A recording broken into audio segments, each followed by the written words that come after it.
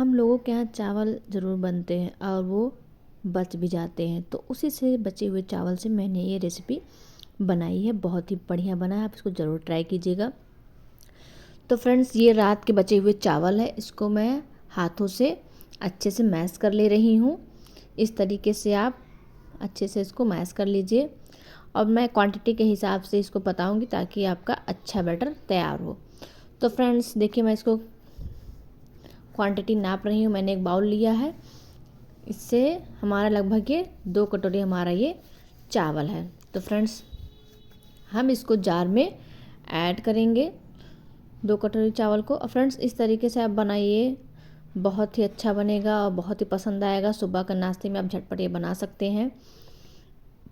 और फ्रेंड्स, चावल तो सबके घर में कभी ना कभी बच ही जाते हैं, लेकिन मैंने आज खासकर बनाने के लिए ही इसको थोड़ा सा ज़्यादा चावल ऐड किया था। तो फ्रेंड्स देखिए, मैंने चावल को जार में ले लिया है। मैंने आधा कटोरी बेसन और आधा कटोरी दही ऐड किया है। अब हम इसको बारीक महीन पीस लेंगे फ्रेंड्स। तो देखिए, इस तरीके से हमारा बैटर हुआ है। तो अभी इसको हमें और बारीक करना है। उसके लिए हम इसमें लगभग आधा कटोरी पानी में ऐड कर रही हूँ, ताकि हमारा बैटर जो है ज़्यादा पतला ना हो, इसलिए मैं थोड़ा थोड़ा पानी करके ऐड कर रही हूँ। बस यही ध्यान रखिएगा कि हमारा बैटर ज़्यादा पतला ना हो। तो फ्रेंड्स देखिए, अब हमारा बैटर तैयार हो चुका है। हल्का दरबरा रहना चाहिए हमारा बैटर, एकदम बारीक नहीं पीसना है हमको। तो फ्रेंड्स देखिए, हमारा बैटर तैयार हो गया है। अब मैं इसे एक बाउल में निकाल ले रही हूँ, क्योंकि अभी इसमें हमें फ्लेवर ऐड करना है। तो देखिए फ्रेंड्स, मैं इसमें अदरक हरी मिर्च का पेस्ट ऐड कर रही हूँ। मैंने खड़ा जीरा ऐड किया है 1 चम्मच। हींग आधा छोटा चम्मच हींग ऐड कर रहे हैं। 1 बड़ा चम्मच मैंने नमक इसमें ऐड किया है। इसमें मैं सूजी ऐड कर रही हूँ, 5 से 6 चम्मच मैंने इसमें सूजी ऐड किया है। इसको सूजी को ऐड करने के बाद हम अच्छे से इसको मिला देंगे फ्रेंड्स, मिला देंगे अच्छे से। थोड़ा सा पानी मैंने इसमें ऐड किया ताकि जो मैंने सूजी ऐड किया वो अच्छे से हमारी फूल जाए।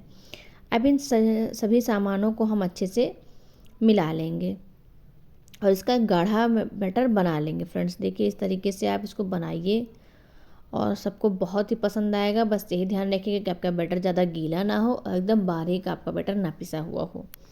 तो फ्रेंड्स देखिए, हमारा गाढ़ा बैटर तैयार हो चुका है। अब हम इसको ढक के 5 से 10 मिनट के लिए हम इसको ढक के होने देंगे थोड़ी देर फ्रेंड्स।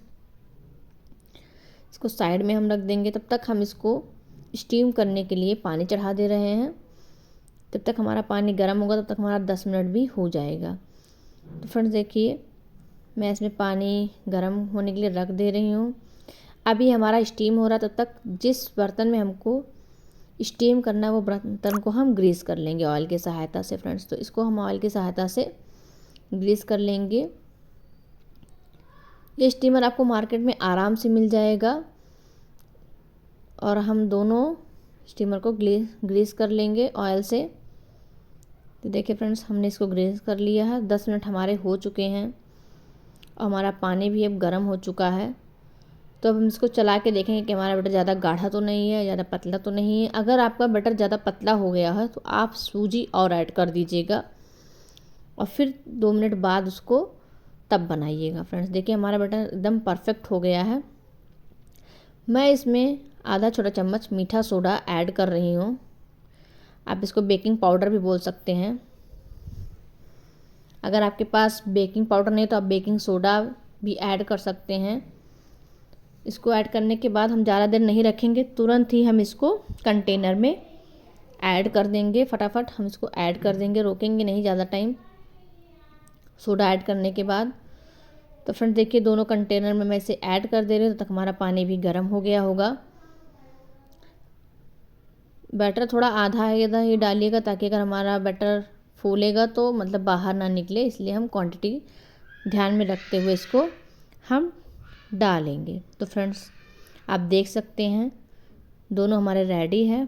अब हमारा पानी में उबाल आ गया है, तो हम इसको अब रख देंगे स्टीम होने के लिए। फ्रेंड्स आराम से हमें रखना है क्योंकि हमारा पानी भी गर्म है और हमारी स्टीमर भी गर्म हो गई है। तो देखिए हम इसको आराम से रख देंगे। 10 से 15 मिनट मुश्किल से इसको लगता है स्टीम होने में। 10 से 15 मिनट के बीच में आपका तैयार हो जाता है। और अगर नहीं हुआ है तो 5 मिनट आप और भी कर सकते हैं। बैटर गीला है गाढ़ा है कैसे, वो उस पर डिपेंड करता है। तो फ्रेंड्स इस तरीके से आप ज़रूर बनाइएगा। तो देखिए फ्रेंड्स मेरा ये होने में 20 मिनट लगा है। अच्छे से हमारा ये कुक हो गया। आप हाथों की सहायता से चेक कर सकते हैं कि हाँ आपका हुआ है कि नहीं। चाकू की सहायता से आप चेक कर सकते हैं। अगर आपके चाकू में नहीं लग रहा तो समझिए कि आपका ये हो गया है। तो अब हम इसको बाहर निकाल लेंगे और ठंडा होने देंगे। हमारा ये ठंडा हो चुका है। अब हम इसको चाकू की सहायता से काट लेंगे। आप अपने स्टाइल से भी काट सकते हैं, चौकोर गोल जैसा भी आपको काटना है। आप कोई भी शेप में आप इसको काट लीजिए चाकू की सहायता से थोड़ा ठंडा होने के बाद में। तब तक जब तक हम रखते हैं तब तक हमारा ठंडा होकर सेट हो जाता है अच्छे से। तो जो हमारी ये है स्क्वायर शेप में मैंने इसको काट ले रही हूँ फ्रेंड्स। तो देखिए फ्रेंड्स ये सबको बहुत पसंद आता है और झटपट बन भी जाता है। सुबह के नाश्ते में भी आप बना सकते हैं। आपके रात के चावल बच गए हैं तो उसे आप फेंकने की झंझट ख़त्म हो जाती है। इस तरीके से आप बनाइए और सबको बहुत पसंद आएगा, यकीन मानिए। देखिए फ्रेंड्स हमारा ये कितना सॉफ्ट कितना अच्छे से हुआ है। अब हम इन सभी पीसेस को एक बाउल में निकाल लेंगे। इसको अच्छे से आप निकाल लीजिए फ्रेंड्स। देखिए मैंने सारा निकाल लिया है। अब हम इसको फ्राई करेंगे फ्रेंड्स। तो फ्राई करने के लिए मैंने एक पैन ले लिया, उसको गर्म होने दिया है। उसके बाद मैं इसमें 4 टेबलस्पून मैंने ऑयल ऐड किया है। ऑयल हमारा गर्म होने के बाद मैं इसमें बनारसी राई लगभग 2 चम्मच ऐड कर रही हूँ। 4 से 5 हरी मिर्च मैंने इसमें ऐड किया है। 4 से 5 हरी मिर्च ऐड किया है। हल्का सा हरी मिर्च को लाल होने के बाद हम उसके सारे पीसेस को ऐड कर देंगे और इसको हम अच्छे तरीके से चला के लाल होने तक फ्राई करेंगे ताकि हमारा अच्छे से ये फ्राई हो जाए फ्रेंड्स। तो देखिए आप इसको हल्के हाथों से फ्राई कर लेंगे।